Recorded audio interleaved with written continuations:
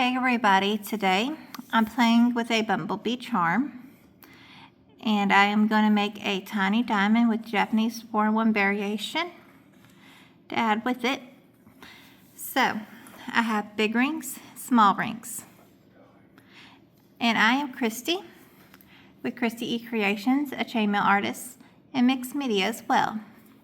On another note, I am left-handed. So my pliers and my rings, and let's jump in. So first off, for the diamond I'm working with, I have my pile here. The big rings I'm going to pre-close.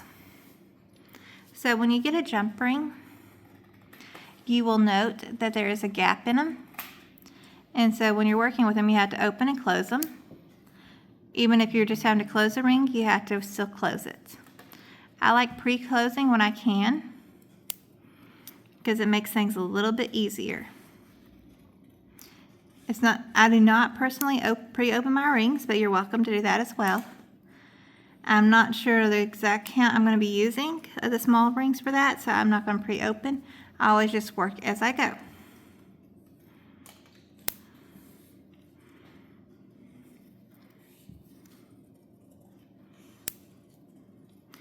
And if you're wondering, I am using aluminum, which I prefer over a copper or stainless steel, but that both are also very good options. But if you're new to chainmail, working with aluminum is always best. And 2 colors is always helpful as well. So now I have one of the small rings, so I'm going to twist open by pushing towards me and away from me and making a gap. I'm going to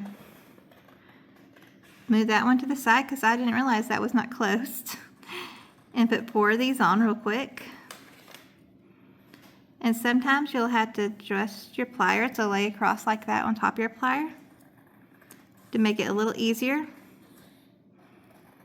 for you to close depending on your pliers and the tips you use.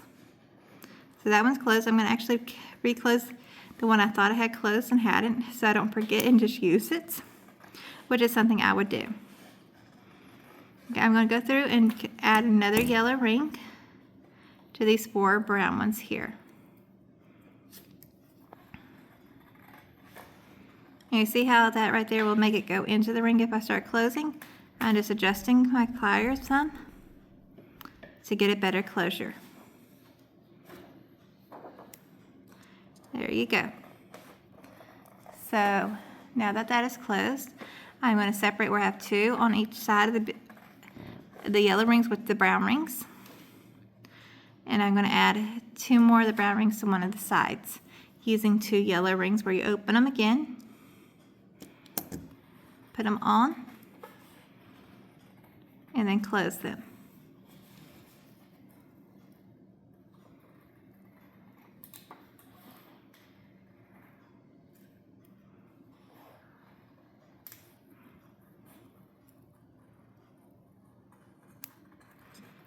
We'll add 1 more there. I want to show you right here, I have a pile of several rings connected together. When you work with saw cut like I prefer, that will sometimes happen. You just have to either work them until where they come apart, or if you're using them to open, just go ahead and open and knock the ones you don't need off.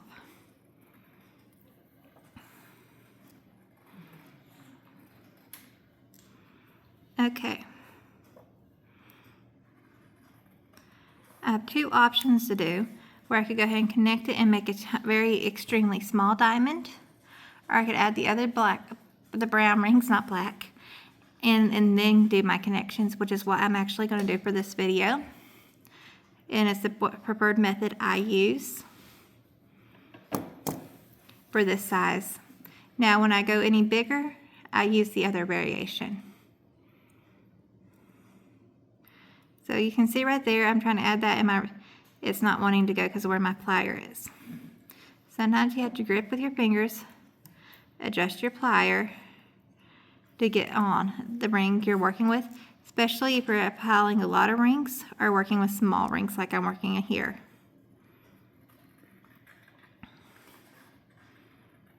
Okay. And I may have to reach in my bag. I may not have pulled just the right amount of yellow. We'll see for what I am doing. Okay. So I'm going to pull one end inwards now that I have all my brown rings connected.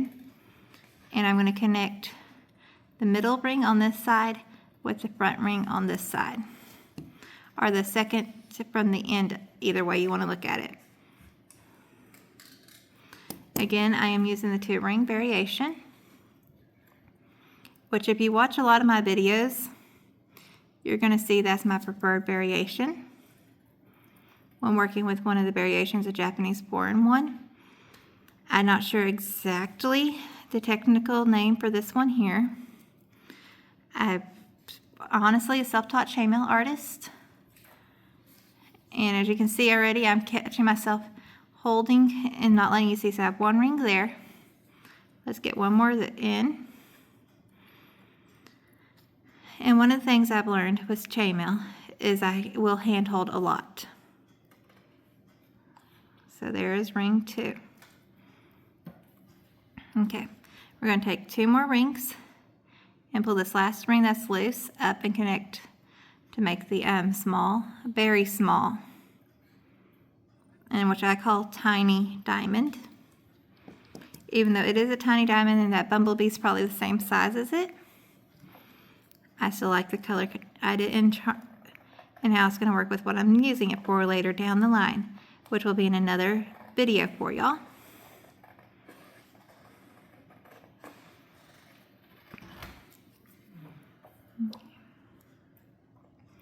Let's connect this right here. There you go. Okay, so this is how I'm going to stop. You could either continue expanding by adding more rings or work here. Now I have 2 small rings left over on purpose. I have not decided what I'm actually, well, I know what I'm doing with this one, but for further things you could literally take 1 ring, put on top. I would double it if I was adding earrings, but running a chain through for necklace right now would be perfect. Close it. But I have a charm I want to add. So we're going to open again, another ring, go to the opposite side, grab our charm, slide it and slide the diamond on together, and close it. And there you have my tiny Japanese 4-in-1 variation with charm diamond. I hope this tutorial was a little fun for y'all. If y'all have any questions, please drop them in the comments. Always, I appreciate if y'all like and subscribe as well. And I hope to see y'all in one of my other videos. Bye, everybody.